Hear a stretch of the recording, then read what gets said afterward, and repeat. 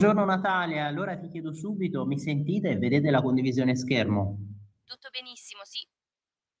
Perfetto, allora veramente un grandissimo buongiorno alle nostre ascoltatrici, ai nostri ascoltatori, voi che siete sempre dei patrioti innamorati della libertà. E allora questa rassegna stampa di oggi sulla nostra radio in cui potremo sfogliare assieme solo i giornali di Libero, Tempo, del Giornale, della Verità, perché gli altri non sono stati pubblicati per via dello sciopero che è stato indetto appunto da alcuni giornalisti, da alcune sigle, forse l'avete già visto, no? Anche dal giornalone o se siete abbonati qui, apriamo adesso, vedete dal sito di giornalone, alcuni non sono usciti, per esempio vedete ancora le prime pagine, per esempio di ieri, del Corriere della Repubblica, della Stampa, del Fatto, eccetera. E oggi però ancora manteniamo il nostro focus anche sulla situazione in Medio Oriente, perché sapete, dopo questo raid iraniano su una base statunitense in Arabia Saudita, sarebbero 12 i soldati americani feriti e poi addirittura questo primo missile che è stato lanciato dallo Yemen contro Israele. Quindi ancora questo focus, no, dicevamo, sulla situazione medio orientale e poi oggi sempre le nostre interviste, il collegamento alle 8:40 con il nostrissimo Matteo Desio, l'instancabile Matteo Desio, come sapete conduttore su Radio Libertà il lunedì mattina per Te la rido io l'America, alle 8:40 appunto si collegherà con noi anche la deputata leghista Laura Cavandoli e con lei analizzeremo questo esito referendario perché cercheremo di capire perché è stata un'occasione persa per la riforma della giustizia e poi con lei affronteremo anche un tema di cui si è occupata recentemente, cioè la fuga dei cervelli italiani, la fuga dei giovani italiani all'estero e ovviamente le misure che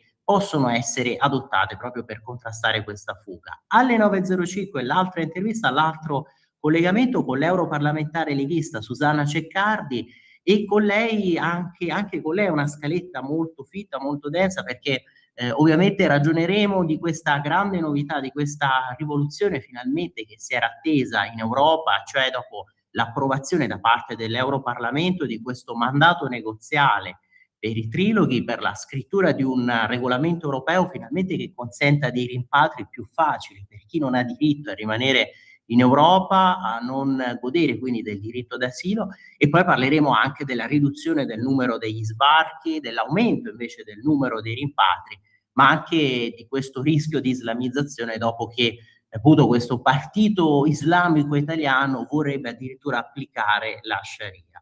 E per questo nostro spazio interno, no, di democrazia, di filo diretto, vi aspettiamo sempre, quindi chiamateci allo 029294 7222, 3 volte 2 finale, potete anche scriverci i vostri messaggi, anche e soprattutto il ricordo, un ricordo che non si deve spegnere, il ricordo del senatore Umberto Bossi, quindi potete scriverci per esempio sia sotto la diretta Facebook delle pagine della radio che della Lega, potete mandarci i vostri WhatsApp proprio al 340 6709 659, anche ovviamente come già vi abbiamo chiesto le altre volte, foto, video di ricordo con il senatore, ma anche appunto i vostri spunti sul referendum, su quelle che sono le iniziative che adesso deve anche adottare questo governo in fine legislatura, dopo comunque questo momento, no, del referendum.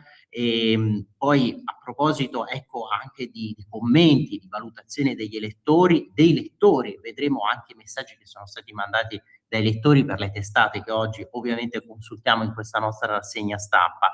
E vi ricordo anche che potete seguirci quindi sia dal canale digitale della Radio DAB, dicevamo dalle pagine Facebook della radio e della Lega, sempre dal nostro sito internet, naturalmente anche dalle app di Radio Libertà per i sistemi operativi iOS e Android e naturalmente anche da YouTube.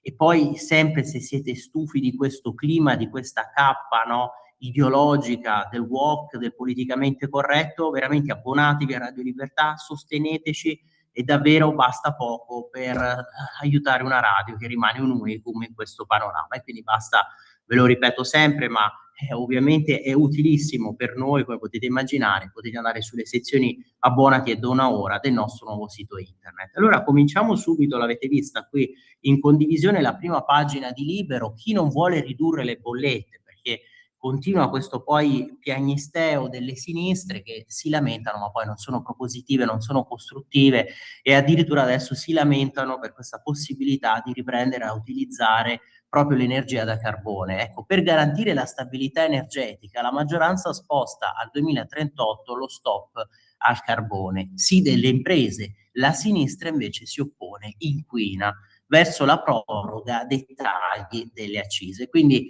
la sintesi PD e Movimento 5 Stelle che sanno solo dire no anche in una situazione del genere in cui abbiamo visto poi alla fine tutte le tensioni sui prezzi dei carburanti per questa crisi medio orientale. Ecco il decreto fiscale potenziato lì per ammortamento, niente stretta sui dividendi. E ovviamente la riflessione è proprio su questo da parte del direttore Mario Secchi, quei pifferai dell'Italia fuori dall'Occidente, perché evidentemente a questi pifferai, lui appunto scrive che ci stanno conducendo quasi sul burrone e hanno condotto sul burrone anche tanti giovani per questo referendum, poi torneremo no, sul tema di questi giovani che avrebbero votato della generazione Z in massa per il no, però indottrinati, convinti, alla fine con messaggi fuorvianti proprio sui social. E su questo poi scrive anche il nostro direttore Giovanni Sallusti, vedete qui, no? A proposito anche di questa infatuazione adesso da parte della sinistra, soprattutto di Repubblica, i tromboni di Voghera, perché giustamente oggi il nostro direttore spiega, guardate, prima l'hanno tanto demonizzati, criminalizzati perché sembravano degli odiatori, dei sovranisti sulle piattaforme social. Adesso che pare che avrebbero votato per il no, questi giovani sono diventati ai loro occhi tipo i salvatori della patria o i nuovi statisti. E allora Secchi giustamente spiega perché bisogna confrontarsi poi con realismo, con pragmatismo su questi temi, anche a proposito proprio della sufficienza, dell'autosufficienza, della sovranità energetica di un paese. Che cosa sta succedendo? Non quello di cui si parla nei talk show. Lo scossone post-referendum nel centrodestra non è il cuore della riflessione strategica. Dimissioni, cambi di guida nei gruppi sono un fenomeno di superficie, sotto l'onda c'è l'altro. E qui addirittura proprio la svolta che viene dalla Germania. Ieri il cancelliere tedesco Friedrich Merz ha detto che la Germania potrebbe dover mantenere in funzione più a lungo le centrali a carbone esistenti. Merz è un politico di scuola realista, sa che la Germania deve rivedere completamente la politica energetica. Non possiamo fare a meno della santissima trinità degli idrocarburi, quindi petrolio, gas e carbone. Di fronte alla sfida dell'aquila americana, del dragone cinese, dell'orso russo e dei falchi delle monarchie del Golfo. Grandi produttori di gas e petrolio, giganti energivori della manifattura, campioni della difesa e dell'intelligenza artificiale. Siamo coinvolti, avvolti e stravolti dall'ondata di cambiamento. E chi governa, a differenza dell'opposizione parolaia, deve fornire una risposta alle famiglie e alle imprese. Ieri il Consiglio dei Ministri ha varato 2 provvedimenti importanti per le aziende, quindi le norme sull'iperammortamento e la tassazione dei dividendi, temi che riguardano gli investimenti e il risparmio. È la strada giusta quella appunto da percorrere, come la decisione della maggioranza di allungare la vita delle centrali a carbone. La sinistra verde strilla, ma le fonti di produzione ci servono tutte per questioni di sicurezza e di prezzo, di approvvigionamento e di bolletta. Siamo al centro di uno shock geopolitico che procede a strappi. Giorgia Meloni nei vertici internazionali si misura con questa realtà. È un quadro che una parte importante dell'elettorato ignora, ecco, incantato dalle sinistre che come il pifferaio di Hamlin conducono gli innocenti verso il burrone. Hanno vinto il referendum facendo leva su sentimenti distruttivi, bugie e pericolose illusioni. Continuano a suonare la musichetta dell'autodistruzione. Il governo parli chiaro e sia pragmatico. Non è in gioco solo il prossimo governo, rischiamo l'uscita dell'Italia dall'Occidente. Questo è il monito che appunto lancia adesso, oggi, con questo editoriale Mario Secchi, direttore appunto di Libero, e giustamente no, lo condividiamo. Poi sentiremo anche le lettere, leggeremo le lettere dei tanti lettori, sia per Libero, per le altre testate, il giornale, proprio su questi temi, ovviamente anche i vostri messaggi. Trump che aspetta la risposta dell'Iran, Donald ottimista sulla guerra, ha fatto capire che insomma vorrebbe finalmente un Iran più collaborativo per i negoziati. E poi sulla verità di oggi vedremo anche che lo stesso Vance si sarebbe battuto perché poi alla fine questa guerra duri il meno possibile, anzi ve lo apro già, no? Facciamo già questa digressione, deviazione, andiamo sulla prima pagina della verità e poi l'articolo proprio sul tema di questa comunque svolta nella guerra. Vedete, se ne occupa Stefano Graziosi, io vi allargo qui la prima pagina, Pence contro Netanyahu che avrebbe venduto a Trump una guerra facile all'Iran, invece durerà settimane e perciò questa richiesta. E poi l'editoriale di Maurizio Belpietro sulle due novità importanti, diciamo giurisprudenziali, giurisdizionali, battuti giudici pro migranti, proprio uno spiraglio di luce dopo invece lo stop del referendum. Perché? Prima decisione fondamentale di rilievo, la consulta alla Corte Costituzionale che ha smentito la Cassazione, cioè è legale trattenere un clandestino nel CPR anche se ha fatto questa domanda, se ha presentato la domanda di asilo. Va impedito che tale procedimento venga strumentalmente utilizzato al solo scopo di evitare o ritardare legittimi provvedimenti di espulsione. Una decisione di buon senso, ragionevole, e probabilmente molti di voi diranno anche abbastanza in re ipsa, come dire, no? Per usare questi latinismi da foro, cioè dovrebbe essere anche scontato. Non è possibile un immigrato magari clandestino irregolare che ha commesso già tanti reati, abbiamo visto i casi con questi curricula giudiziari, questi casellari infiniti di reati, ecco, uno che ha commesso reati poi alla fine dichiara che deve essere ritardato questo provvedimento di espulsione perché ha presentato la domanda di asilo e allora si blocca il procedimento di espulsione. Non va bene. E poi la Corte Costituzionale che addirittura dice no ai concorsi riservati a medici, infermieri e abortisti. Questo appunto in relazione ad una norma di Regione Sicilia. Mai avrei immaginato di gioire per una sentenza di quei parrucconi della consulta, invece ieri mi è capitato, esordisce così Maurizio Belpietro. Dopo una settimana di passione dove ogni giornata mi è parsa una stazione della Via Crucis, e siamo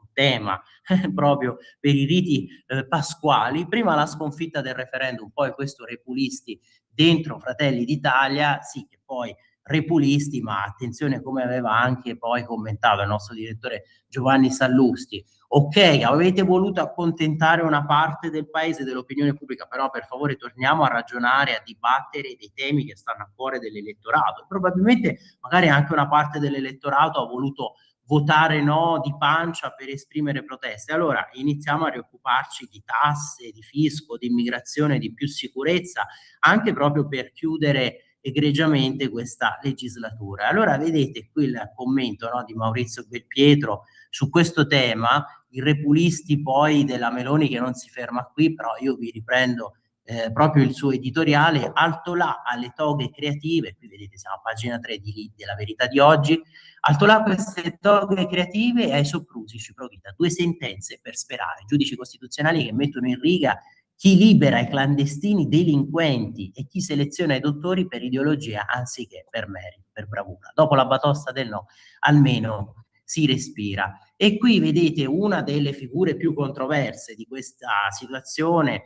Qui intanto il centro per i trattenimenti che è stato appunto realizzato in Albania, Gaider, e poi a destra lei, la giudice Silvia Albano, esponente di Magistratura Democratica e protagonista di un lungo braccio di ferro giuridico sulla convalida dei provvedimenti per trasferire migranti da espellere nella struttura balcanica.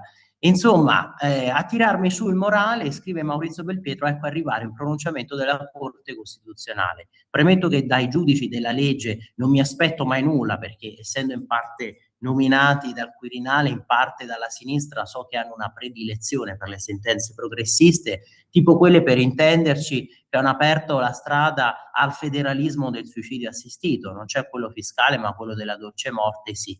Invece ieri la consulta mi ha sorpreso perché non solo ha bacchettato la Cassazione sull'immigrazione, ma ha pure messo in riga alcune regioni che volevano bandire concorsi riservati esclusivamente a medici abortisti. Il primo pronunciamento mi sembra una specie di ristoro dopo la botta del no alla riforma della giustizia. Siccome temo che la vittoria dell'Associazione Nazionale Magistrati finirà per rafforzare le toghe rosse pro clandestini, la sentenza della Corte Costituzionale mi pare che invece esprima un alto là alla giurisprudenza creativa in stile magistratura democratica.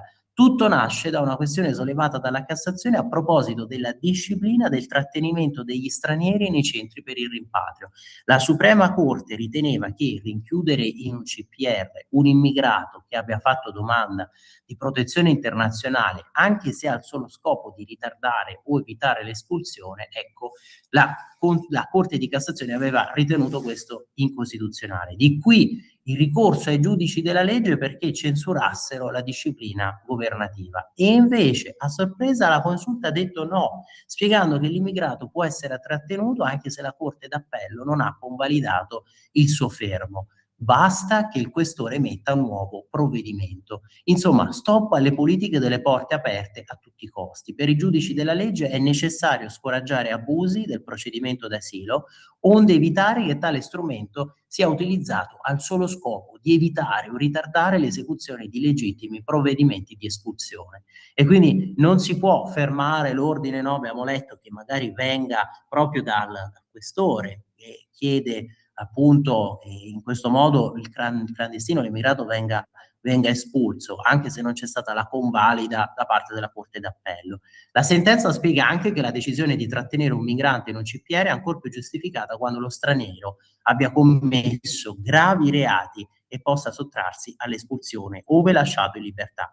Così, mentre alcuni giudici sembrano non veder l'ora di lasciare a piede libero chiunque aspiri al patentino di profugo, la Consulta rimette un po' le cose a posto e mi auguro rimetta un po' in riga anche quei magistrati che non vedono l'ora di lasciare libertà anche chi ha un curriculum di sentenze con la scusa che è immigrato. L'abbiamo detto qui su queste onde, veramente non se ne poteva più poi di questa lotta ideologica, no? Condotta a colpi di sentenze e di giurisprudenza, di interpretazione creative. Ieri però la Corte Costituzionale, e qui continua Belpietro, mi ha dato anche un'altra gioia perché ha censurato la legge varata dalla Regione Sicilia per assumere medici abortisti. A Palermo lo scorso anno avevano annunciato concorsi riservati esclusivamente a personale sanitario favorevole all'interruzione volontaria di gravidanza. In pratica, per parteciparvi, medici e infermieri dovevano dichiarare di non essere obiettori di coscienza, quindi non bravi, non ginecologi esperti e nemmeno autori di pubblicazioni in materia di gestazione. Ai candidati veniva richiesto solo di dichiarare che i loro convincimenti morali non sarebbero stati d'ostacolo nelle interruzioni di gravidanza. Una pretesa assurda e discriminatoria che, come fa notare la Consulta, poi non avrebbe neppure potuto essere garantita a vita, perché come è già accaduto in passato e come viene garantito dalla legge 194, medici e infermieri in qualsiasi momento del rapporto di lavoro e senza alcuna conseguenza avrebbero comunque potuto cambiare idea. Dunque la corsia riservata alle assunzioni dei medici abortisti va chiusa perché è anticostituzionale e discriminatoria. Certo, e qui la conclusione, il no al referendum sulla giustizia continua a bruciare, però con le sentenze di ieri un po' di speranza di riuscire un giorno a fermare la deriva progressista ci viene restituita. Deriva progressista che abbiamo visto, no, amplificata da queste sentenze. E qui appunto in sintesi l'analisi di questa sentenza, vedete, se ne occupa Alessandro Rico, qui siamo a pagina 2 della Verità, la consulta allo straniero criminale può stare nel CPR pure se chiede asilo, bocciato il ricorso della Cassazione, chi ha presentato domande di protezione pretestuose è un pericolo ed è un pericolo per la sicurezza, può essere trattenuto per la decisione di un questore, è un passo verso espulsioni più rapide. E qui guardate i vari, no, curricula giudiziari che stavamo prima richiamando. Per esempio questo trentenne marocchino Ahmed Aitorca, i clandestini che sono stati riportati indietro dai centri in Albania, i reati, no, che gli vengono imputati, anzi per cui, scusate, è stato già condannato, sentenze passate in giudicato, violenza sessuale, condanna nel 2023, furto aggravato, condanna nel 2024, ingresso e soggiorno illegale, danneggiamento, ricettazione. Addirittura questo Abdelkrim Chine, 66 anni, marocchino, reati, violenza sessuale su un minore di 14 anni, condanna a 2 anni di reclusione. E poi Mustafa Lacerge, 49 anni, marocchino, reati, pensate un po', guardate qui che elenco, no? Sterminato, rapina impropria, furto aggravato, ingresso e soggiorno illegale, evasione da misure alternative alla detenzione, violenza sessuale di gruppo, resistenza pubblico ufficiale, e poi estorsione aggravata, invasione di terreni. Oussem Spar, 40 anni, tunisino, addirittura un arresto nel 2023 per tentato omicidio, lesioni personali, violazioni di sigilli e poi violazioni delle disposizioni sul controllo delle armi, insomma veramente chi più ne ha ne metta. E poi sempre qui all'interno della Verità invece, ecco vedete, tanto quest'altro caso abbastanza, quest'altra politica agghiacciante che fa rabbrividire da parte di Gualtieri, no? Nella Roma democratica e progressista, che intende ripensare la sua urbanistica, ripensare la città per migranti e LGBT. Roma infila la teoria del gender persino nella nuova urbanistica e lo vuol fare sulla base di linee guida ideologicamente orientate. Il primo dei quaderni della città che cambia lo dice chiaramente: per raggiungere gli obiettivi dell'agenda 2030, che tanti di voi giustamente commenteranno, ma ancora con questa agenda 2030, ancora soprattutto con tutte queste limitazioni, con le città poi che vengono alla fine portate a praticamente 30 km all'ora, se non di meno, un po' di più poi rallentata la circolazione. Bisogna riprogettare gli spazi a partire dall'esperienza delle donne, attivandosi attraverso lo sguardo di genere e tenendo conto che donne, anziani, bambini, persone con disabilità, ma anche comunità LGBTQ e poi eccetera eccetera, e persone con background migratorio vivono l'urbe con maggiori difficoltà in termini di sicurezza, mobilità e accesso ai servizi. Insomma, si dimentica qui che spesso poi sono proprio immigrati clandestini irregolari che sono quelli che commettono ancora di più questi reati odiosi contro le donne di violenza sessuale. Parola d'ordine: costruire spazi, servizi e mobilità più equi, sicuri e accessibili in nome dell'inclusione per correggere la persistente sottorappresentazione delle donne nei processi decisionali e progettuali. Insomma, alla fine veramente il WOC che viene applicato all'urbanistica. Ma sempre poi per la Verità, e poi passiamo anche al giornale a tempo, riprendiamo anche Libero, avete visto che avevamo iniziato prima invece proprio da quotidiano diretto da Secchi, volevo anche poi leggervi della manifestazione delle Piazze Rosse, manifestazione che si terrà oggi appunto a Roma. Vedete qua intanto il riferimento alla bomba anarchica che poteva uccidere 2 volte, il corteo, la manifestazione che si tiene appunto oggi a Roma, vedete qui il percorso, no? Dove passa Piazza della Repubblica, poi qui che costeggia praticamente Stazione Termini fino a Piazza di Porta San Giovanni. E qui invece sull'ordigno che è costato la vita ai sovversivi Alessandro Mercogliano e Sara Pizzone, questo ordigno era stato ideato per esplodere anche dopo l'arrivo dei soccorsi. Oggi corteo del movimento No Kings a Roma e ci sarà anche a Scatasuna. Scritte minacciose alla stazione Nomentana.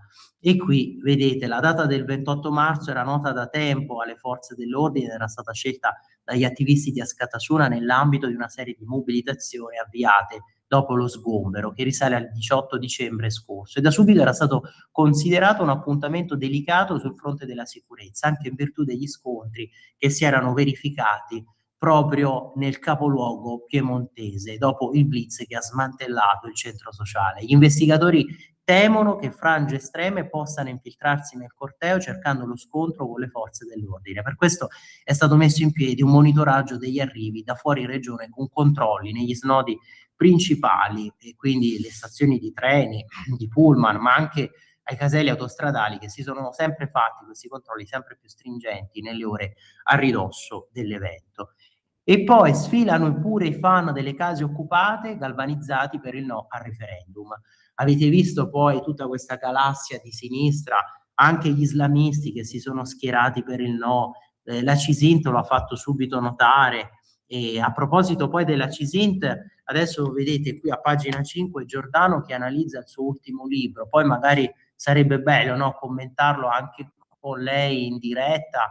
Perché questo pericolo? Vedete, per gentile concessione dell'editore la prefazione di Mario Giordano all'ultimo libro dell'eurodeputata della Lega Anna Maria Cisinta, La minaccia di Allah, Islam politico, sicurezza e libertà negate in Europa, pubblicato per i tipi di Science Publishing. Tema che poi, come vi ho anticipato, no, oggi toccheremo anche con la nostra ospite, con l'altra europarlamentare della Lega, Susanna Ceccardi, di questo rischio di islamizzazione. Perché temerlo? Quali sono poi in concreto le minacce e magari dietro questo apparente velo di buonismo poi alla fine concretamente cosa viene predicato, no, nei centri islamici. La minaccia di Allah, il libro che svela il pericolo dell'Islam e come salvarsi, nel suo nuovo volume Anna Maria Cisint lancia l'allarme sulla finta integrazione sui musulmani radicali in Italia, questo proprio per la lotta all'invasione. E allora vi leggo questa parte perché fa riflettere anche sul fatto che poi il grande capitale, comunque salottini radical chic, hanno sempre poi lodato questa politica, no, dei governi precedenti di centrosinistra delle porte spalancate, perché hanno sempre chiesto più immigrazione. E una conseguenza inevitabile, no, di questa invasione, perché lei qui scrive nei salotti bene, nell'informazione mainstream, appunto il tifo per l'invasione, perché ha prodotto la più grande opera di distruzione dei diritti dei lavoratori che sia mai avvenuta nella storia, a vantaggio della grande finanza e del grande capitale, che nei salotti, nell'informazione mainstream, ovviamente possiedono i loro menestrelli, i loro cantori. E qui spiega quello che è accaduto proprio a Monfalcone, un'operazione che ha avuto un corollario, una conseguenza inevitabile. Monfalcone è diventata ben presto una delle città italiane, o forse la città italiana con la più alta percentuale di stranieri, soprattutto musulmani. È diventato un laboratorio dell'Italia che verrà, e questo laboratorio ha subito dimostrato l'altro volto spiacevole dell'immigrazione. Non solo essa contribuisce in modo determinante al peggioramento delle condizioni di vita degli italiani, ma porta pure alla distruzione della nostra storia, delle nostre radici, della nostra cultura, forse della nostra stessa esistenza. La maggior parte degli islamici, infatti, non vuole integrarsi, vuole conquistarci, non viene in Italia per accettare le nostre regole, ma per imporre le sue, non per far crescere la nostra civiltà, ma per sostituirla con la sua, non per conoscere le nostre tradizioni, ma per affermare le sue. Tu chiamala, se vuoi, sottomissione. E qui la trasformazione poi anche di questa città che era l'aristocrazia operaia, per lo più di sinistra, vi leggo qui, no, torno un attimo indietro, abitato questo paese di Monfalcone dai dipendenti dei cantieri navali e dalle loro famiglie, che stava però cambiando pelle. Al posto degli operai stavano arrivando le cooperative, il lavoro veniva offerto in subappalto e poi il subappalto del subappalto e poi il subappalto del subappalto del subappalto. Così, con questo meccanismo perverso, l'aristocrazia operaia è stata sostituita da lavoratori sottopagati, per lo più immigrati, per lo più bengalesi, per lo più musulmani, disposti ad accettare condizioni un tempo impensabili, stipendi bassi e meno sicurezza. È lì a Monfalcone che ho visto per la prima volta in purezza gli effetti veri dell'immigrazione, ed è lì che per la prima volta ho capito le vere ragioni dell'immigrazione. Vedete, la minaccia di Allah di Anna Maria Cisint. Ma allora questo con prefazione, dicevamo, di Mario Giordano. 8:30, Natalia, se sei d'accordo, questo piccolo break, ma noi torniamo fra pochissimo. Porta con te ovunque Radio Libertà. Scarica la app per smartphone o tablet dal tuo store o dal sito radiolibertà.net. Cosa aspetti? Lo amiamo perché ci offre sempre le cose più buone e naturali. Linea Alberto Acerbis. Anche tu da qualche tempo hai quei fastidiosi dolori alle spalle, alle ginocchia, ai gomiti, alle anche e il tuo medico le ha classificate come artrosi?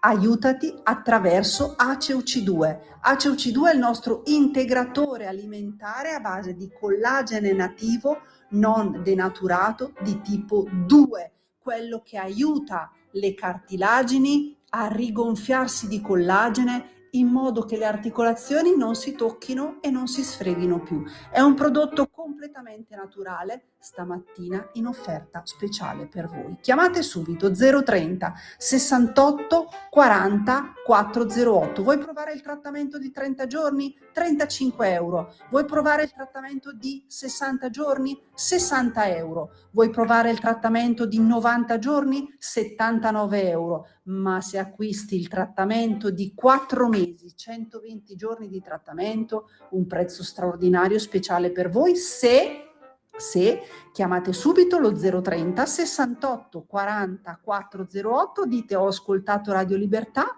avete prezzo straordinario, trasporto gratuito e anche uno splendido omaggio. Solo ed esclusivamente adesso se chiamate subito lo 030 68 40 408. Nuova a te la linea, Pier Vittorio. Grazie Natalia. Allora, torniamo ovviamente in rassegna stampa leggendo e commentando i vostri messaggi, perché giustamente, no, ci stavamo ritornando anche aprendolo dalla nostra pagina del sito di Radio Libertà, proprio dalla riflessione del nostro direttore Giovanni Sallusti, no? Vedete il PD che sfregia il ricordo di Bossi, poveracci. Ieri, per chi se lo fosse perso, con questo intervento del nostro direttore, cari ascoltatori, questa mattina vorremmo parlarvi di un tratto che connota l'essere umano, la memoria, l'onore che si concede all'avversario scomparso. Accade fin dai poemi omerici, perfino se è nemico, per usare la lingua della sinistra, gruppettara e amichettista, massimalista e ultra woke quando pare a lei. Vedete, no, questo sfregio, questo intervento di ieri 27 marzo era stato riportato anche dal giornale. Antonio Ruzzo, buongiorno a te Pier Vittorio, la Lega in tutte le sedi non lasci cadere questo squallido episodio. Evidentemente da quelle parti, nella fattispecie nel PD, non la pensano così, non è il rispetto per l'avversario. E allora quello che è successo è stato veramente, no, respingente, questo sfregio alla memoria di Umberto Bossi, perché è avvenuto nell'aula del Consiglio Comunale di Milano, che ha ricordato con un minuto di silenzio il fondatore della Lega, che fu anche, no, consigliere, la commemorazione di una figura che ha avuto un ruolo importante per la storia politica e sociale del paese, rilevante anche per chi lo detestava.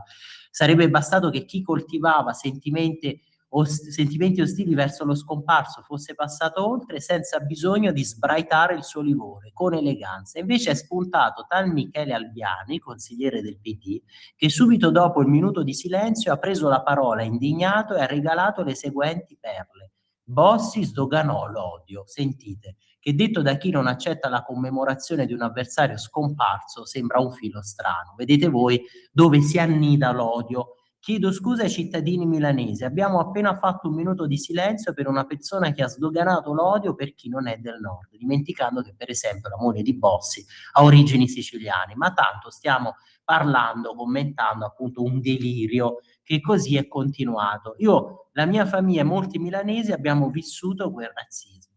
Ora, e qui riprendo, no, quello che ha dichiarato il nostro direttore, ora ci tocca suggerire a tal Michele Albiani una rilettura di quanto disse proprio una figura di sinistra di un certo rilievo, Massimo D'Alema, il quale parlò della Lega come costola della sinistra, cosa che non era piuttosto un fenomeno che irrompeva tutti i vecchi schemi, incluso l'asse tradizionale destra-sinistra. Ma con quelle parole Massimo D'Alema riconobbe che Bossi aveva colto qualcosa che si muoveva nella società italiana e nell'economia del nord, nel mondo della produzione, del lavoro, nelle fabbriche. Per questo la Lega fu votata in massa, perché stava dando a quel mondo una rappresentanza. Quindi veramente poveretti questi che hanno sfregiato il ricordo del senatore, questo sfregio, no, al minuto di silenzio, Palazzo Marino, il Dem Albiani che si dissocia dall'omaggio dell'aula. Questo appunto già che forse l'avete visto, poi l'avete magari sentito proprio dall'editoriale del nostro direttore, ma a pagina 7 di ieri, no,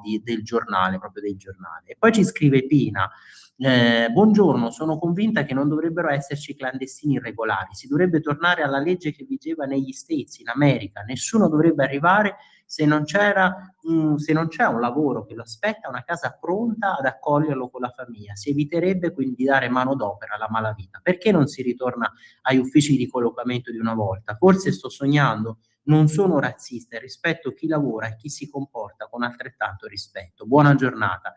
Pina, quello che ci scrivi giustamente poi si ricollega a quello che abbiamo appena letto dall'anteprima del libro di Anna Maria Cisint, perché abbiamo visto come è stata trasformato Monfalcone, che era appunto il Goth, abbiamo letto, no, proprio dell'aristocrazia operaia, e come poi alla fine questo arrivo di manodopera immigrata abbia anche fatto perdere sicurezza sul lavoro, abbia fatto perdere diritti dei lavoratori, e quindi come poi ci sia stata tutta questa logica perversa dei subappalti, del subappalto, insomma veramente qualcosa di sgradevole, dispiacevole. Poi per esempio c'è scritto Francesco, dobbiamo resistere poco più di un anno, Poi, attenzione, sentite, tutta la gente vi manderà via, tutti quanti, tutti questi direttori astiosi e razzisti. Ci scrive questo Francesco, pensate voi, addirittura con resistere, che sembra veramente, non lo so, l'eco della stagione di Borrelli, della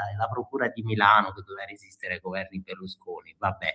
E poi, buongiorno, il libro di Anna Maria Cisint sarà presentato oggi alle 11:30 in piazza a Monfalcone con il giornalista Fausto Biloslavo. Fausto Biloslavo, vi ricordate, era stato anche nostro ospite per Radio Libertà e quindi ce lo scrive Franca di Aquileia. Allora veramente un'occasione questa imperdibile. Io vi riprendo anche La Verità e un attimo prima dei nostri collegamenti per segnalarvi poi quello che è il decreto fiscale e la corsa al pieno, quindi riandiamo qui a pagina 9, ve lo apro da qui, ecco, così facciamo prima, e poi anche la riflessione su Borgonovo, cioè sulla violenza di questi giovani. Adesso abbiamo visto lì il ragazzino, il 13enne che ha coltellato, che stava per massacrare la professoressa, però poi alla fine lo Stato, o meglio gli apparati giudiziari, che si accaniscono su dei bambini che crescono felicemente, in maniera sana nel bosco, no? Devono stare nella città, nella suburra metropolitana, magari piazzati dalla mattina alla sera davanti ai social, poi a, non lo so, scrivere messaggi d'odio. Vedete, gioventù criminale, dipendenti da social, però si accaniscono sui bambini del bosco. Questo Francesco Borgonovo. La cronaca ci racconta che i mostri più pericolosi vivono in città, dove la rete crea disagio. Molto più sano lo stile dei Trevelyan. Il 13enne che ha coltellato la sua prof non era un selvaggio, ma un presunto civilizzato capace di trasmettere online l'aggressione. Sono ormai parecchi gli stati che hanno imposto restrizioni agli adolescenti sul web, ma l'Italia per ora perseguita una famiglia felice perché sconnessa. E pensate, quest'altro fatto di cronaca gravissimo: pugnala il coetaneo dopo una lite, cerca l'approvazione dei follower, a Fondi Latina ha arrestato un 14enne.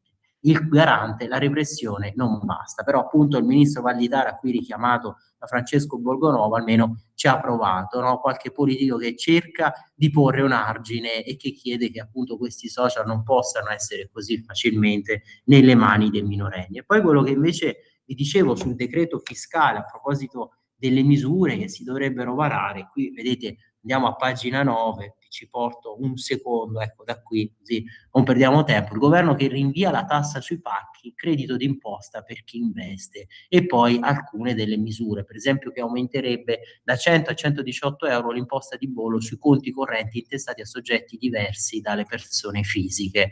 E queste le misure proprio perché bisogna intervenire di nuovo sul prezzo dei carburanti con la proroga della scadenza del taglio delle accise.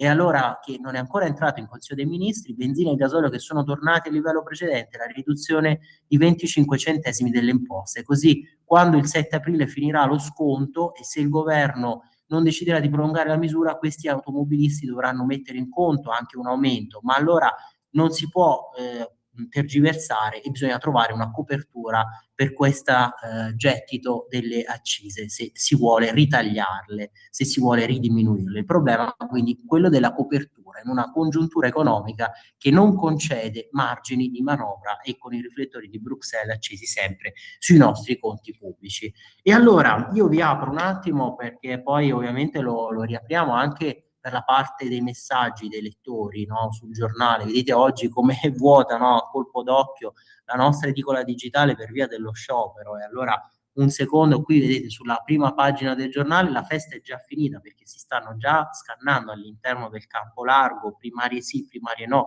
la Schlein stessa che le teme perché con le primarie andrebbe avanti Conte, Conti e tasse, basta bugia, il governo apre la fase 2, e però vedo sono già le 8:41, chiedo a te Natalia, probabilmente si è già collegata con noi la nostra prima ospite, cioè la deputata Laura Cavandoli. Sì, Pier Natalia, Vittorio, mi abbiamo senti? sia l'onorevole Cavandoli che Matteo De Sio. Perfetto, allora grazie a Matteo De Sio, grazie all'onorevole Laura Cavandoli, ci sentite? Io sento benissimo, buongiorno. Perfetto, grazie onorevole. Ciao Matteo, grazie, ben risentito, grazie mille. Allora, onorevole, come già concordato, veniamo subito proprio al commento, no, di questo esito referendario. Prima l'abbiamo detto, pare che questa generazione Z, no, abbia votato in massa, ma anche un po' influenzata dai messaggi, dicevamo, di manipolazione, di propaganda sui social, però abbiamo visto che proprio la parte più produttiva del paese, le regioni del nord guidate comunque da governatori leghisti, lì ha vinto invece il sì, e probabilmente, onorevole, questa è un'occasione persa anche alla luce poi di tutta questa malagiustizia che abbiamo visto negli ultimi mesi, negli ultimi anni, anzi, a volte non solo malagiustizia, ma anche decisioni che erano mosse proprio da intenti politici, queste sentenze orientate in senso progressista.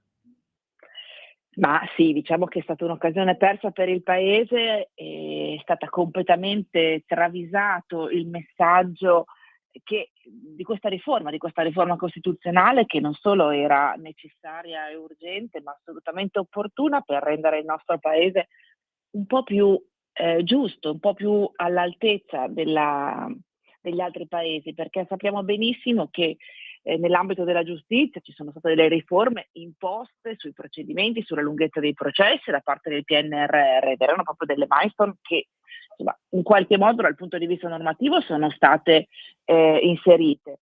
Mancava questo passaggio, che era un passaggio importante perché andava a modificare la Costituzione.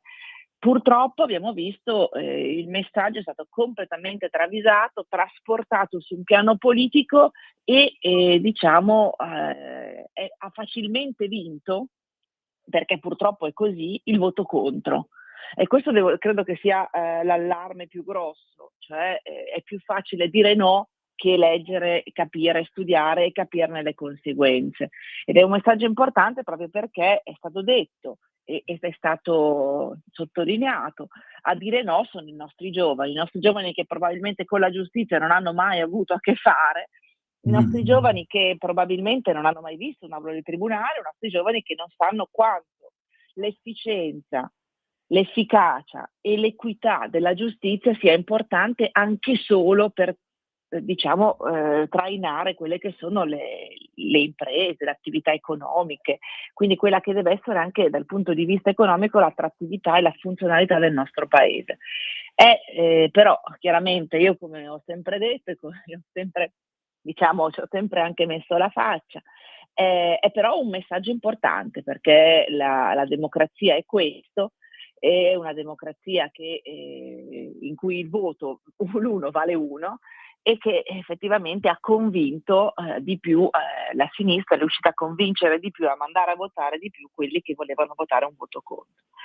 È un allarme per il centrodestra, perché chiaramente è una posizione che non doveva essere trascurata nell'ambito della campagna referendaria.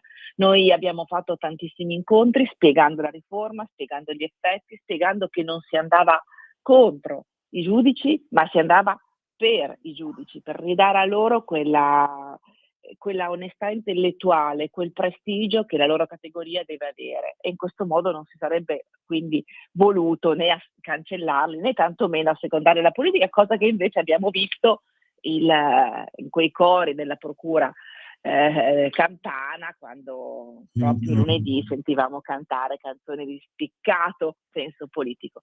Quindi è stata un'occasione persa, ribadisco, per il Paese, e questo chiaramente non ferma l'attività del governo, non ferma l'attività della maggioranza, anche credo nell'ambito della giustizia, perché abbiamo alcune riforme da mandare avanti sulla sicurezza, sulla tutela delle forze dell'ordine, sulla possibilità anche per la magistratura di trovare in accordo con il governo soluzioni ottimali, proprio perché ci possa rendere il migliore servizio possibile per il Paese.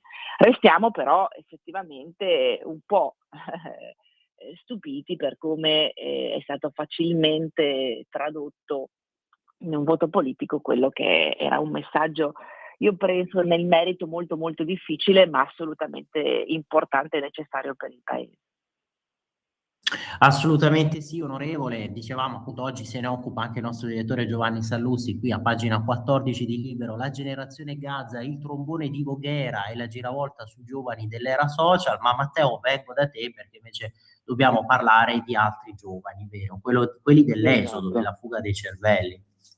Esatto, giovani che per fortuna per loro, purtroppo però per l'Italia hanno deciso di portare i loro talenti altrove, le loro capacità altrove, ma anche la loro istruzione altrove, perché purtroppo anche le capacità per quanto riguarda proprio l'università, la ricerca, sono fattori molto molto tenuti in considerazione quando si parla dei vari stati nel mondo. Ecco, per noi e per la Lega, che finalmente sembra voler giustamente porre un freno a questa problematica, cioè di tante persone qualificate che vanno all'estero e che quindi l'Italia paga per la loro istruzione, ma che poi decidono di emigrare perché purtroppo non trovano opportunità. Ecco, la Lega giustamente leggevamo in un articolo di una sua intervista, onorevole,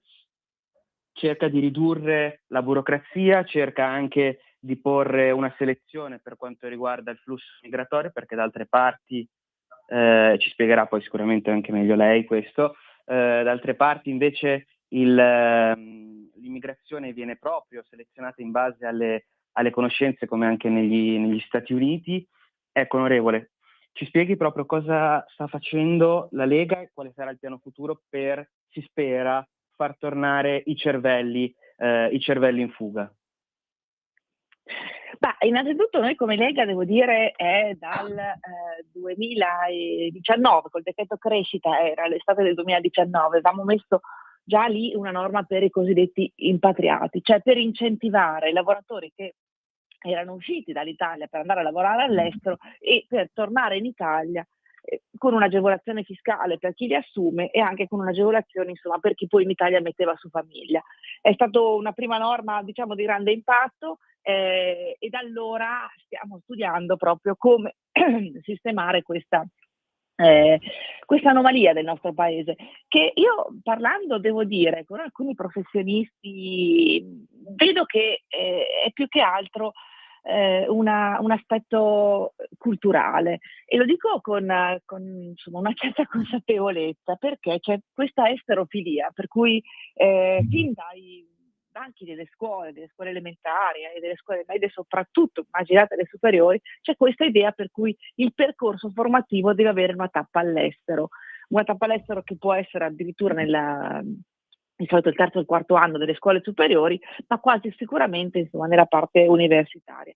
Ecco, su questo, nel senso di tappa formativa, probabilmente credo che ci sia una grande concordia, ma sul fatto che sia necessario andare a lavorare all'estero perché ci sono più possibilità, io credo che questo invece non sia vero e debba essere proprio un mito da sfatare, perché sappiamo che le categorie che sono anche più richieste in Italia, mi riferisco soprattutto alla parte medica, quindi medici e infermieri, purtroppo ci vengono prelevati all'estero, vengono formati in Italia e poi vanno all'estero a volte per fare la specializzazione oppure proprio per il primo incarico. Ecco, sono persone che chiaramente trovano più possibilità di lavoro, forse anche migliori condizioni dal punto di vista economico, però vanno comunque a conoscere realtà profondamente diverse. Su questi puntiamo per un incentivo fiscale che possa riportarli in Italia, perché è chiaro che queste persone formate da noi, quindi hanno fatto tutto il curriculum degli studi in Italia e poi spostate all'estero per trovare il primo impiego, chiaramente se tornano in Italia ci portano competenze ulteriori e su queste stiamo puntando. Quello che però vorremmo passare dal punto di vista culturale, e non è facile, anche se devo dire anche nelle scuole ci deve essere questa consapevolezza, è che forse andare a trovare a fare un lavoro un po' umile, un lavoro di manufatturiera all'estero, ecco, forse è meglio trovarlo in Italia, dove abbiamo maestri artigiani importanti, dove c'è una storia importante dal punto di vista artigiano e dove, ribadisco, come mi è stato anche detto adesso, non abbiamo tanto bisogno di questa immigrazione, diciamo, di livello lavorativo non specializzato e non adatto a quello che è la nostra richiesta imprenditoriale. Il lavoro è stato fatto e sta continuando a essere fatto a livello scolastico, proprio perché ci sono tante richieste di aziende che vogliono lavoratori con determinate qualifiche che sono, tramite il percorso rinnovato anche dal ministro Valditara sull'istituzione secondaria tecnica, secondaria superiore e l'ITS, quindi il terziario, sempre dal punto di vista superiore, che sarebbe il percorso sia il 4+2 sia il 5+2, che è un percorso che viene proprio studiato a livello territoriale, a livello regionale, in accordo con le richieste delle aziende sul territorio per formare lavoratori, ragazzi che poi potranno andare a lavorare in realtà imprenditoriali che sono nella zona e che sanno già quello che chiedono e che quindi queste richieste vengono implementate nell'ambito del curriculum scolastico. Questo credo che sia la soluzione principale a cui la scuola, il ministro Valditara, quindi la Lega, il governo sta apportando significative modifiche proprio per evitare che ci sia quella disoccupazione giovanile che poi può anche sfociare purtroppo nello spostamento all'estero di questi ragazzi, semplicemente dando la possibilità loro di trovare un lavoro, quello per cui sono formati, vicino a casa. Questo è sicuramente un passaggio importante. Dobbiamo però anche lavorare un po' di più sulla consapevolezza dei ragazzi che li abbiamo visti un po' arrabbiati, un po' manipolati, invece dobbiamo, credo, lavorare con loro per sviluppare il loro pensiero critico, il loro pensiero originale, cercare di far venire quello che loro sono, venire fuori quello che loro sono e quello che loro vogliono essere. È una sfida importante che parte dalle famiglie, che parte dall'educazione, che passa inesorabilmente dalle scuole, perché solo così possiamo fare in modo che questi ragazzi si realizzino senza dover, ahimè, temere quello che è il loro futuro, senza dover, diciamo, subire quelle che sono delle pressioni anche importanti dal punto di vista psicologico e senza dover subire quello che la realtà di fatto gli pone davanti. Quindi non è facile, siamo in un periodo in cui i social, in cui i telefoni portano molto una visione della realtà molto diversa da quella che è, eppure no, dobbiamo tutti impegnarci, io dico proprio come società, perché ci sia questa consapevolezza e la possibilità per ciascuno di costruirsi il proprio futuro. Lo Stato ha investito tanto nella scuola, ha investito tanto nelle famiglie, nelle politiche lavorative, soprattutto per le donne, e devo dire che questo governo ha raggiunto il minimo della disoccupazione femminile. Questo significa anche donne più forti, donne più consapevoli e famiglie che possono anche basarsi su questo doppio stipendio che ne parlavate anche prima, in questo momento di crisi energetica è sempre più importante. Quindi è una visione, io dico, non facile, ma che credo non debba essere risolta banalmente dicendo che con più immigrazione risolviamo tutti i problemi, perché questo non è vero e lo stiamo pagando specialmente nelle realtà produttive, nelle città del nord, perché questa immigrazione di soggetti che sono stati chiamati, che sono stati accolti anche con l'idea di lavorare, ecco, un po' ci stanno distruggendo quello che è il tessuto sociale delle nostre città, ci danno grandissimi problemi, specialmente con le seconde generazioni, di sicurezza, di baby gang, di bullismo e quindi e anche di formazione. Quindi devo dire è stata un'immigrazione incontrollata, un'immigrazione che invece adesso credo vada un attimo più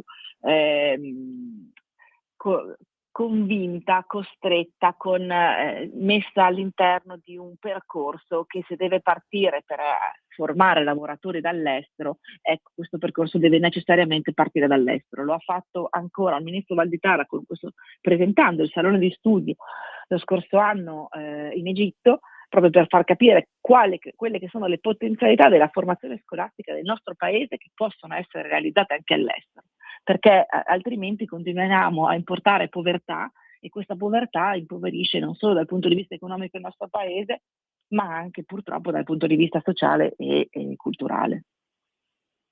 Ecco, onorevole, in questi ultimi minuti, no, di collegamento con lei vorremmo veramente che potesse proseguire di più, ma ci scusiamo già che magari la stiamo appunto trattenendo per gli impegni. Capire un po' anche quello che può essere il futuro prossimo del governo, le prossime misure, cosa intanto è stato già realizzato in questa settimana post referendum, i lavori parlamentari, cosa si è discusso, quali possono essere poi le priorità nelle prossime settimane e mesi, tenendo conto, ecco, io adesso oggi vi segnalo anche pagina 5 del giornale di oggi, tutte le infografiche su quello che in 3 anni di riforme ha già poi alla fine prodotto di positivo, di vantaggioso per l'economia italiana, quindi sull'export, la crescita degli investimenti, la crescita anche dell'occupazione. Qui vedete il dato del 62,5%, proprio che è così cresciuto appunto in Italia. Sì, devo dire, cioè, chiariamolo subito, questo governo che se ne voglia dire ha comunque fatto tantissimo per il paese, per fare crescere il paese. Parlavo della disoccupazione femminile, per incentivare anche la disoccupazione giovanile, disincentivare la disoccupazione giovanile e soprattutto per rendere questo paese più attrattivo agli investimenti esteri. Noi in settimana abbiamo, la settimana prossima abbiamo il decreto bollette da convertire. Come ben capite si tratta di una tematica molto attuale, molto importante, perché andiamo a convertire quelle che sono le misure che il governo ha messo per abbattere il costo delle bollette dei cittadini. Quindi andrà in aula lunedì, chiuderemo probabilmente, non so se martedì notte o mercoledì mattina, e poi ci sarà una mozione sulle liste d'attesa del Servizio Sanitario Nazionale, altra grande emergenza del paese, perché anche qui paghiamo veramente numeri elevatissimi anche di un'immigrazione che sta diciamo affollando il Servizio Sanitario Nazionale a fronte di una mancanza di corresponsione. In Emilia Romagna abbiamo veramente dei numeri molto pesanti in cui scopriamo come purtroppo le risorse non sono mai disponibili, non sono nemmeno disponibili per poter approntare nuove risposte alle richieste che vengono date. La scorsa settimana è stata una settimana diciamo un po' breve, proprio perché si attendeva l'esito referendario e devo dire abbiamo sia al Senato che alla Camera mercoledì c'è stata una commossa e che vi invito a rivedere, ma so che l'avete anche più volte trasmesso su Radio Libertà, un ricordo di Umberto Bossi, che ha fatto per il gruppo Lega, l'ha fatto il capogruppo Riccardo Molinari. Ecco, credo che insomma ci mancherà, c'era questo bellissimo mazzo di fiori sul suo banco, ci mancherà, però ricordiamoci che lui stesso ci ha detto da che parte dobbiamo andare, da che parte del paese dobbiamo rivolgerci, e ci ha detto di ascoltare le persone, di ascoltare il popolo, ci ha invitato a comprendere il nostro paese con occhi diversi, proprio perché ci sono delle questioni tuttora irrisolte. Non ultima, lo possiamo dire, la questione settentrionale.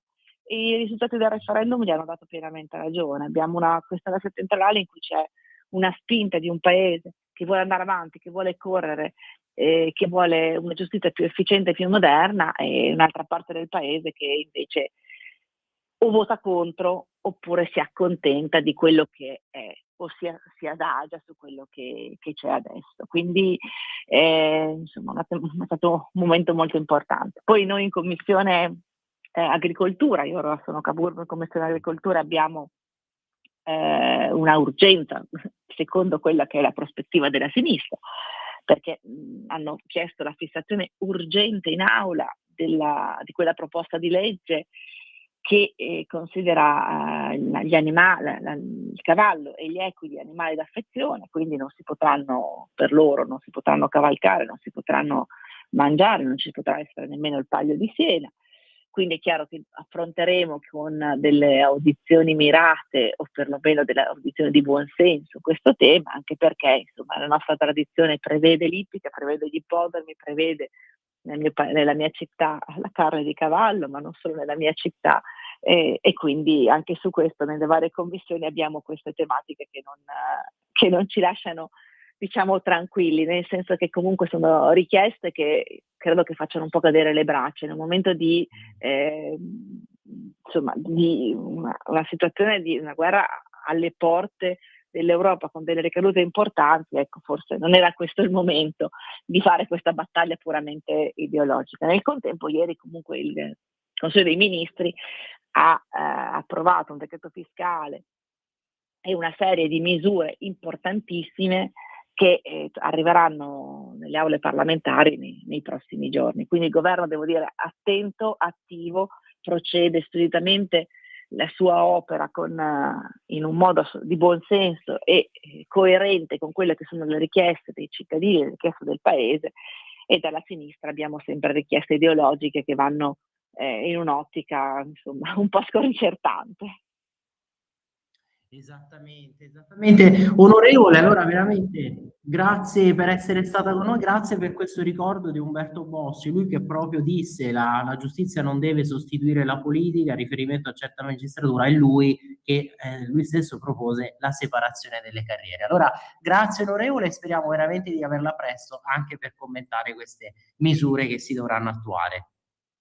Grazie a te Pier Vittorio, saluti a Matteo e a tutti i nostri ascoltatori. Buon sabato a tutti.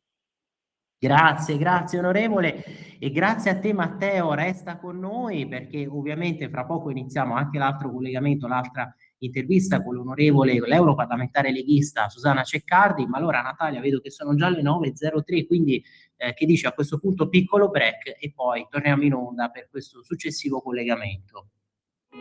In quanti ti promettono trasparenza, ma alla fine ti ritrovi sempre con la bocca chiusa e non puoi dire quello che pensi. Radio Libertà non ha filtri né censure, ascolta la gente e parla come la gente. Di nuovo a voi la linea. Grazie mille Natalia. Io volevo anche segnalarvi invece questa riflessione di Giovanni Savoia, sapete giurista, qui su Nazione Futura, perché a proposito poi di dibattito parlamentare, di altre riforme, comunque nella discussione che ci seguirà nei prossimi giorni, che comunque ci accompagnerà in questi giorni, queste settimane, e cioè la legge elettorale, la differenza con l'Italicum da parte di quello che è stato ribattezzato lo Stabilicum, come imparare dagli errori del passato. E allora qui una spiegazione di quello che comunque comporterebbe una riforma del genere e quindi ovviamente in riferimento anche alle precedenti misure, alle precedenti proposte, e poi anche questa riflessione nel finale sul fatto che comunque per garantire stabilità, se non c'è una riforma del premierato o comunque non c'è una stabilizzazione proprio di tutto il quadro politico, effettivamente qui vedete scritto anche se non viene superato il bicameralismo perfetto, se non vengono rafforzati i poteri del Presidente del Consiglio, è ovvio che poi si continua a discutere di legge elettorale. E allora sta Bidicum che prevede questa soglia minima del 35% per l'ammissione all'eventuale ballottaggio e poi ovviamente anche questo premio di maggioranza per la lista coalizione che abbia ottenuto almeno il 40% dei voti, oppure nel caso in cui nessuno abbia ottenuto il 40%, quindi a seguito di ballottaggio almeno il 35% dei voti e poi una soglia di sbarramento del 3%. E questo perché come al solito poi bisogna anche contemperare questo principio di governabilità, di stabilità con quello della rappresentatività, per cui poi alla fine sì, misure diciamo in senso maggioritario, ma senza snaturare troppo poi alla fine quello che è il voto effettivamente espresso. Ma allora chiedo a te invece Natalia se ci abbia già raggiunto la nostra ospite adesso di questo secondo collegamento, cioè l'europarlamentare Susanna Ceccardi. Ci sente già? È già in linea? Perfetto, grazie mille, grazie onorevole, grazie per averci raggiunto. Ci sente? Sì, buongiorno a voi. Grazie mille onorevole. Allora noi siamo veramente onoratissimi sempre per la sua presenza, la sua partecipazione e veniamo subito al primo punto, no, che avevamo prima anticipato, e cioè di questo voto da parte dell'Eurocamera del mandato negoziale proprio per un nuovo regolamento dei rimpatri e poi ovviamente l'Europarlamento parteciperà ai triloghi con Commissione e Consiglio per questa nuova linea cui hanno aderito, e questa è la novità, la svolta, finalmente anche i componenti del PPE, oltre ai conservatori riformisti, ma soprattutto il voto determinante dei Patrioti per l'Europa e quindi della Lega. Verrebbero istituiti questi return hubs, previste procedure accelerate per chi non ha diritto a restare, insomma, finalmente una svolta e possiamo dire, onorevole, affermare che queste norme potranno finalmente ridurre i tempi dei rimpatri, che insomma in molti paesi le componenti della UE restano ancora lunghi e complessi anche per le procedure. Guardi, è stata una bellissima vittoria per la Lega, per i patrioti, per il centrodestra europeo e per il centrodestra italiano, in particolare per noi che ci siamo battuti davvero per tantissimi anni. Ecco, la direttiva dei rimpatri, la precedente direttiva del 2008, non è stata mai rivista perché la proposta di riforma presentata dalla Commissione europea del 2018 era stata di fatto bloccata dalla relatrice dei Verdi per oltre 6 anni. Invece oggi la riforma, questo voto importantissimo, dà il via a una vera e propria rivoluzione copernicana per quanto riguarda la migrazione e i rimpatri in Europa, e viene incontro a tutte le istanze del centrodestra e della Lega che negli anni abbiamo proposto. Intanto, quali sono le novità principali?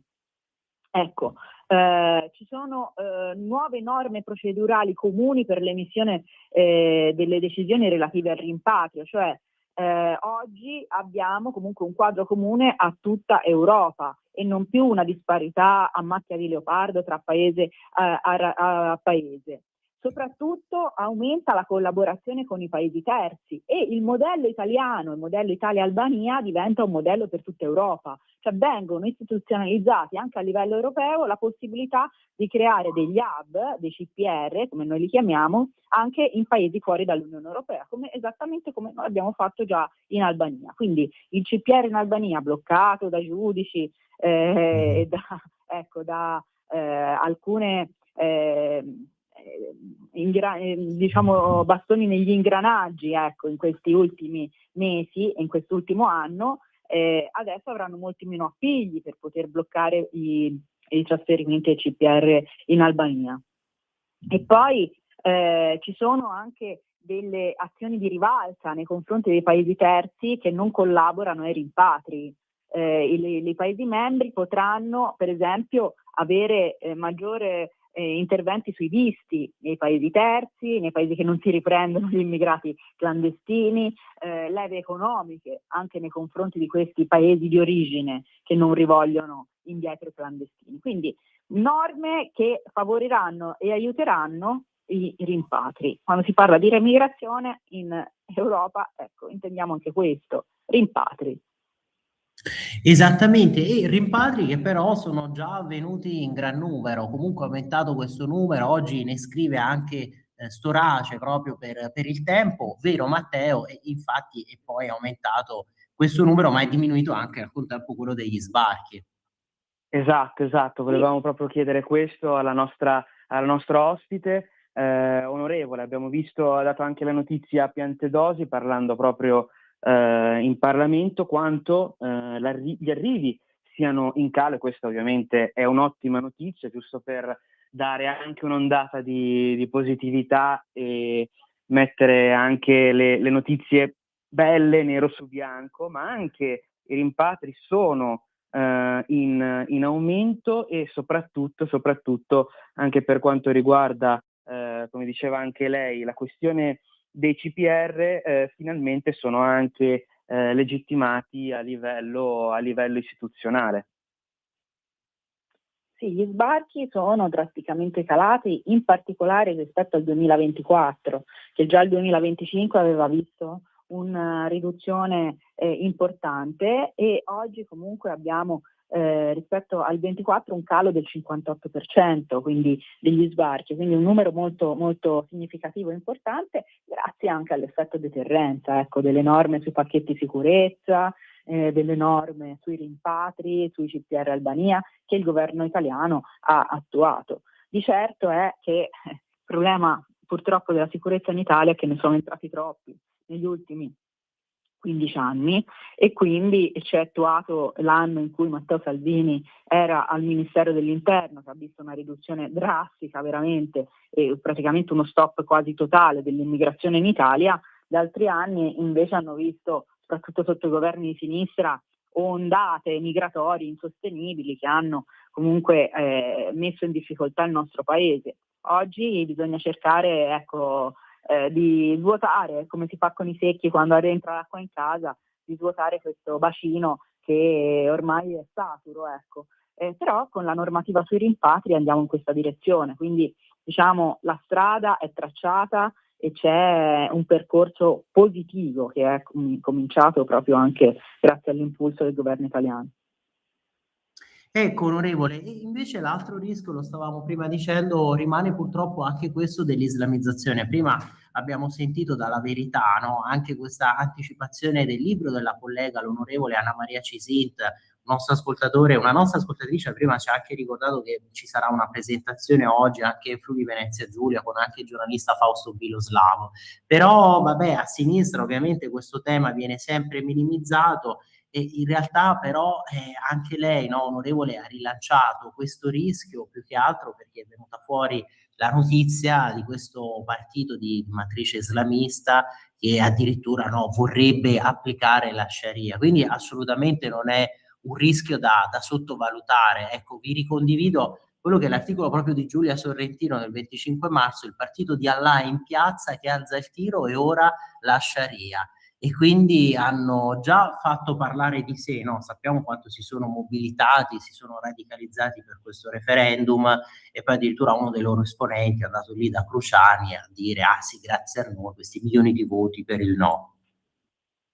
Esattamente, io mi sono occupata molto spesso di questo tema che è prioritario secondo me in Europa, sottovalutato dalle sinistre, sottovalutato in larga parte e invece veramente, veramente cruciale per tutti noi. Anche proprio insieme ad Anna Cisint, Silvia Sardone abbiamo organizzato diverse iniziative di sensibilizzazione. Ora Anna sta presentando il suo libro, lo presenteremo insieme anche a Milano a maggio e in giro per l'Italia con tante iniziative. Noi crediamo veramente che il tema dell'islamizzazione in Europa sia il tema dei prossimi anni perché è un tema di civiltà, mette al centro questioni fondamentali, il rispetto dei diritti occidentali, il rispetto delle donne, dei diritti delle donne duramente conquistati, l'oppressione anche delle bambine, si parla spesso dei diritti dell'infanzia, dei diritti dei bambini, ma quando vediamo bambine piccolissime costrette a indossare il velo già a 4 anni all'asilo, ecco, su questo dovremmo interrogarci e credo che dovremmo fare una battaglia comune e trasversale anche con la sinistra, ma come? La sinistra ha sempre propagandato la difesa dei diritti umani, la difesa dei diritti delle donne e quando si parla di Islam questo se lo dimentica. Ecco, credo che invece magari con qualche persona intellettualmente onesta, anche a sinistra, potremmo fare questa battaglia. Io me lo auguro ed è un appello, ecco, che lancio anche pubblicamente. Non è una battaglia che noi possiamo dimenticare, è la battaglia dei prossimi anni perché rischiamo veramente un'invasione silenziosa, un cambio radicale di civiltà, un cambio radicale delle nostre regole e del nostro vivere civile. Assolutamente sì, un pericolo che si deve evitare. Allora, Matteo, a te la conclusione, anche pensando a quello che comunque c'è da realizzare ancora per questa legislatura. Abbiamo visto prima comunque tutti i risultati che sono stati raggiunti e anche proprio poi sul fronte di questo trilogo che si aprirà adesso per il regolamento dei rimpatri. Esatto. Volevamo chiedere soprattutto per quanto riguarda l'Europarlamento quali saranno le prossime mosse per continuare giustamente questa politica a favore di rimpatri, soprattutto ricordiamo anche di soggetti diciamo non adatti ai contesti europei. Quindi vorremmo chiedere proprio all'onorevole quali saranno proprio le prossime mosse sia della coalizione sia dei patrioti, ma in generale si ha già in mente quello che potrà essere il prossimo futuro. Beh, ora il Parlamento ha votato proprio l'altro giorno il mandato negoziale alla Commissione europea, quindi la palla passa in mano alla Commissione europea che poi avvierà chiaramente i triloghi anche con il Parlamento e quindi questo mandato negoziale è in mano della Commissione europea, ma ci saranno ulteriori passaggi. No, il nostro compito è quello di vigilare, presentare proposte, far sì che la proposta iniziale del Parlamento, che è insomma anche molto forte, non venga poi attenuata e cambiata dalla Commissione europea e che il nostro Paese anche in sede di Consiglio europeo, quindi come governo, faccia la sua parte e tenti di portare a casa il provvedimento più forte possibile. Noi come governo italiano su questa partita siamo in prima linea, in particolare con la Lega, e credo che anche nell'ultimo anno di governo, perché poi l'anno prossimo ci saranno le elezioni politiche, la Lega debba far sentire forte che quella della sicurezza e dell'immigrazione è la priorità assoluta per la Lega e per il governo italiano. Noi da sempre diciamo che vorremmo regole più stringenti, più forti, vorremmo i risultati che Matteo Salvini aveva portato nel 2018-2019 al governo del paese, e questa è la direzione, la Lega sempre in prima linea su questo. Ecco, grazie mille onorevole, grazie sempre per questo impegno, per questa testimonianza, e insomma veramente speriamo poi che si possa far sentire sempre, no, la voce della Lega dei Patrioti. E io ho anche una speranza, onorevole, la diciamo così apertamente, che finalmente anche il Partito Popolare Europeo ragioni, come ha dimostrato in questa occasione, finalmente, no, una maggioranza chiara di centrodestra, perché poi alla fine ha votato compattamente comunque con gli altri partiti di destra, visto che l'avevamo ripetuto anche in alcuni eventi, convention repubblicane in America, ci si chiedeva ma perché poi alla fine le destre, il centrodestra in Europa è così diviso, insomma si dovrebbe forse chiedere a loro, che in passato hanno votato troppo spesso, no, con maggioranze invece di centrosinistra. Esatto, se si vuole si può, come abbiamo dimostrato. Il centrodestra unito può fare molto, quindi dobbiamo continuare su questa strada. Grazie ancora onorevole. Allora speriamo veramente di riaverla presto, di poter commentare ulteriori, no, risultati positivi raggiunti in questa direzione, da raggiungere in questo senso, e veramente buona continuazione e grazie ancora per la sua disponibilità. Anche a voi, arrivederci. Grazie onorevole. Allora Matteo, io rimango con te proprio per questa chiusura, perché volevo anche riaprire insomma la parte sia del filo diretto sia la parte degli esteri. Poi mi sono arrivati tutti assieme, scusami Natalia, infatti mi dicevi che non ti stavano arrivando, adesso li sto vedendo che non si erano ancora caricati tanti messaggi che ci hanno scritto, no? I nostri ascoltatori che ci avete scritto, per esempio anche a proposito Erminio che ci spiega di questi comunisti della sinistra che siete stati a volte spesso insomma la causa di tanti dei problemi che ci affliggono, che affliggono l'Italia e gli italiani. Ma invece Matteo ti chiedo subito un'anticipazione per la puntata di lunedì, cosa sta accadendo. Prima a proposito di questa crisi scenario mediorientale abbiamo ricordato di questo primo attacco che sarebbe stato condotto proprio dagli Houthi sul territorio israeliano, e anche poi di questo attacco invece su una base americana da parte dell'Iran, con alcuni soldati americani feriti, 12. E quindi è vero anche quello che stavamo leggendo prima dalla Verità, su comunque Vance che sarebbe contrario, ecco, a un coinvolgimento sempre più diretto, e che sarebbe forse pronto lui a dei negoziati con l'Iran per cercare di far chiudere il prima possibile questa guerra, ovviamente facendo ottenere agli Stati Uniti quello che si chiedeva prima che iniziasse il conflitto, e cioè veramente una chiusura del programma nucleare iraniano.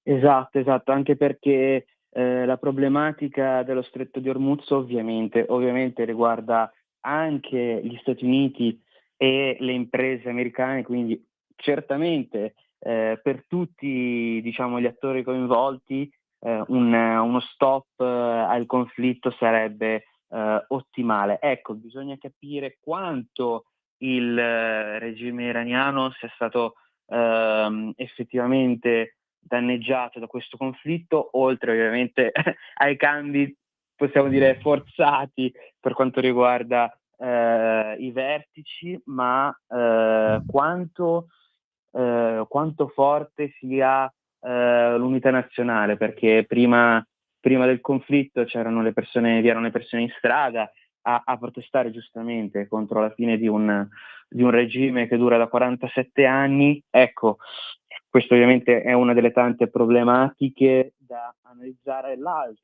L'altra grande problematica ovviamente riguarda Cuba, che rimane un obiettivo. Addirittura Trump lo ha dichiarato proprio in questi giorni, ultimamente, che Cuba rimane un obiettivo per gli Stati Uniti. Cuba che sta negoziando per la prima volta da quando Fidel Castro ha preso poi il potere, sta negoziando direttamente con l'amministrazione americana. Vedremo anche qui gli sviluppi anche per far finire un regime comunista, un regime socialista a Cuba che affama il paese, che lascia le persone con un blackout di 18 ore al giorno, e ovviamente non è solo questione di internet, ma ovviamente anche per quanto riguarda le aziende, per quanto riguarda gli ospedali cubani, e speriamo per il bene dei cubani che i socialisti al potere capiscano che il loro tempo sia effettivamente finito. Grazie Matteo. E io poi con te volevo anche richiamare quelli che sono gli articoli a pagina 12 e 13 del giornale di oggi su questi temi, a proposito del mese di guerra al regime, perché poi vedete il Medio Oriente che sta spaccando i due partiti americani, i due principali ovviamente democratici e repubblicani, gli Stati Uniti mai così divisi al voto, la base MAGA repubblicana critica sul raid degli Stati Uniti, quella Dem che finge unità però in funzione anti-Donald, e poi effettivamente però bisogna anche notare che in tutti questi anni l'amministrazione Obama un po' ha dormito sul dossier iraniano, perché poi alla fine si è permesso agli Ayatollah di spadroneggiare, di imperversare e di proseguire sul loro programma. Il paese più profondo non comprende come l'amministrazione sia passata dall'America First ai conflitti in giro per il mondo, e poi anche il reportage di Francesco Giubilei, vedete qui proprio da Dallas, dal Texas, per questo SIPAC, la generazione podcast contro la guerra e più anziani favorevoli. Tra il popolo MAGA, qui per Donald, ma c'è chi si smarca. E ovviamente, quindi se potete recuperarli, questi articoli che noi qui vi stiamo segnalando, per esempio oggi è prevista la giornata conclusiva del SIPAC, non dovrebbe essere previsto un intervento di Donald Trump, anche se potrebbe parlare il vicepresidente J.D. Vance. Ma allora sono le 9:23, noi ci avviamo in conclusione, però prima di salutarvi volevo lasciarvi con questa riflessione proprio del senatore, di Umberto Bossi, perché ve lo richiamo dalla settimana leghista, che molti di voi probabilmente già ricevono in newsletter, però la potete, se non l'avete ancora ricevuta via email, la potete recuperare, qui vedete sempre dal sito della Lega, la riaggiornate, perché questa ovviamente è ancora l'ultima del 21 marzo, però dedicata al ricordo commosso, affettuoso per il senatore. Quello che diceva lui, ecco, quando si ripeteva in questi giorni del genio politico di Bossi, di quanto poi lui fosse profetico, visionario, sentite cosa avete già affermato, che cosa aveva già affermato nel 98, cioè sull'Unione Europea. L'idea nata nel dopoguerra per scongiurare altre guerre tra stati europei sta ora partorendo un mostro che non genererà né democrazia né stabilità né vantaggi economici per tutti. Non può generare democrazia se il suo Parlamento non legifera. È l'Europa dei grandi capitalisti. Il popolo, gli artigiani, gli imprenditori, i cittadini non ci sono oggi, né tantomeno ci saranno domani, se non potrà mai nascere questa Europa politica, questa Unione Europea che sia veramente politica. Quindi perciò le parole profetiche, quanto si è ripetuto in questi anni poi di Unione Europea che appariva come un gigante burocratico, e invece restava questo nano politico che però condizionava gli Stati membri e i suoi cittadini.